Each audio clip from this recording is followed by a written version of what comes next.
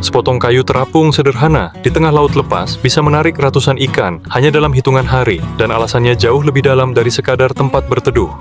Rumpon atau Fish Aggregating Device adalah struktur terapung atau tenggelam yang sengaja dipasang nelayan di laut lepas untuk mengumpulkan ikan. Bentuknya bisa sesederhana daun kelapa yang diikat atau seunit pelampung.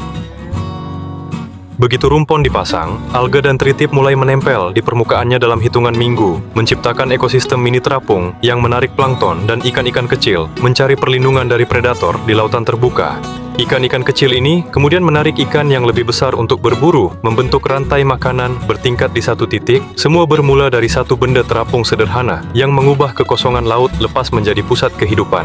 Predator laut seperti tuna, mahi-mahi, dan marlin akhirnya mendeteksi keramaian ini dari kejauhan, lewat penciuman dan getaran air, lalu berdatangan untuk berburu di sekitar rumpon, menjadikannya salah satu titik mancing laut paling produktif di dunia. Secara naluri, ikan laut lepas cenderung mendekati objek apapun yang mengambang. Insting ini disebut naluri berlindung, sebuah mekanisme bertahan hidup yang membuat ikan merasa lebih aman dekat struktur dibanding di tengah kehampaan laut biru. Fenomena ini sebenarnya alami. Potongan kayu, rumput laut yang terlepas, bahkan bangkai ikan paus bisa berfungsi sama seperti rumpon buatan.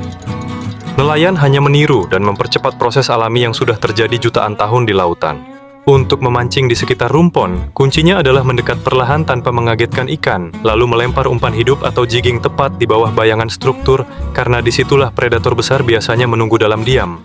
Namun penggunaan rumpon buatan skala besar juga menimbulkan kekhawatiran karena bisa menangkap ikan muda sebelum sempat berkembang biak.